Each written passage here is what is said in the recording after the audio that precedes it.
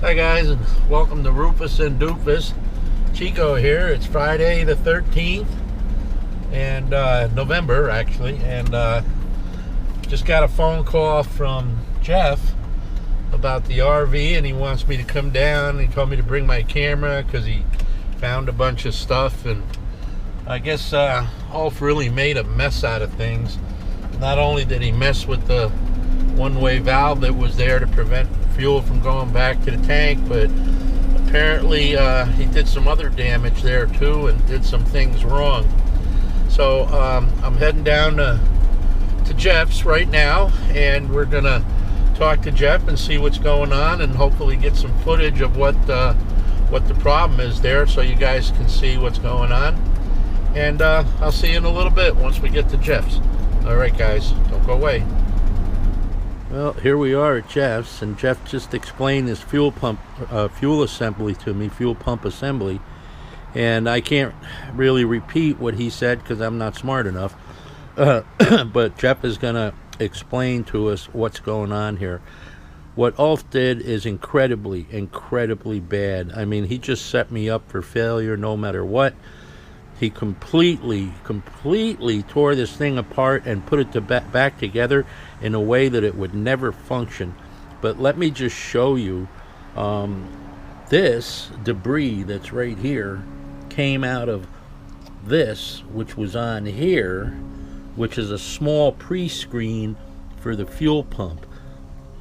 Ulf completely eliminated the original part that was down here, and he busted the one-way valve, which is right there. Just incredibly bad. I mean, anybody brings their vehicle to him should be warned. Do not bring it there. Not with a guy that does this kind of work. Well, I mentioned some of the things, but you know exactly what this is supposed to look like. And all right. Well, basically, what he did was, starting off with, he replaced your original fuel pump with a high volume fuel pump that had an in-tank filter that looked like this, which is no filtration at all, really, when you're considering fuel. The one that was on the unit, he bypassed, so that's not even working any longer. And after that, he reconnected it with a piece of hard line that was so long that it crimped in two places. And it was actually pretty much crimped closed when I pulled it up out of there, which in that case is going to give you high volume, high flow once it opens itself up by pressure. What we need to do is we need to replace this with a one-way valve pump, which was another problem he left out, was he left the one-way valve out of the system by taking this pump apart.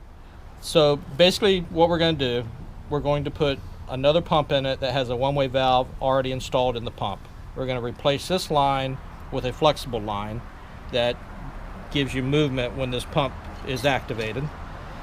We're going to put this back together. We're going to drill holes through the casing so the gas can get sucked through the sides instead of off the bottom right now where he took out a valve where he's sucking in a bunch of dirt. Hopefully when we get this all back together, this will take care of your problems. I'm going to go ahead and clean out the injectors, and we're just going to go from there. Alrighty. So basically he took a perfectly good working sending unit and pump assembly and completely, not just changed the pump, completely destroyed the mechanism itself, the what do you call it, the assembly. Correct. The only thing he didn't touch is the fuel gauge. Wow. Terrible. Okay, boy, I'm so glad that you took the time to look at this. Thank you, Jeff. Well, guys, I'm really glad that Jeff called me down here to take a look at the mess that Ulf made there. Now, I just want to clarify that was a brand new sending unit with fuel pump in there when it got to Ulf. He totally destroyed the sending unit, totally messed it up. Just incomprehensible what he did by messing with the filtration, so there was hardly any filtration of the gas to the engine. Matter of fact, why don't we just say there was no filtration of the gas to the engine? There was sand and residue from the bottom of the tank that was in that pump, only from driving it the amount that I did, which was not very much. You guys know that. So what Ulf did, I'd have to say borders on fraud. Yeah, I mean, he really did not do a good job. And you can't blame it on the fact that he's not an RV mechanic, so, you know, blah, blah, blah. He didn't know better. All vehicles have fuel systems, and they all have fuel pumps, and they all have fuel filters. So he should know better after all those years in business what a fuel filter in the pump housing means and how that all reacts. And did you see that black hose that he put on there that was all kinked? I mean, come on. And why was it so long? I mean, what he did, excuse me, is put that black hose in there because he made no effort to find the correct flexible kind of hose that was supposed to be there. So he thought by adding all that extra hose, he was going to make it flexible so that it would move and not constrict the fuel. No way. It kinked in 2 places. Absolutely unacceptable. So Ulf, if you're out there, I just got to tell you, you suck as a mechanic. Yes, you suck. And you took money, hard-earned money, from somebody who's on a fixed income, and you gave me a screw job. So I hope anybody in Vero Beach thinks twice or even 3 times before they bring their vehicle to you. Goodbye. Well, folks, that's it. I'm obviously pissed, all right? But I had to get that off my chest.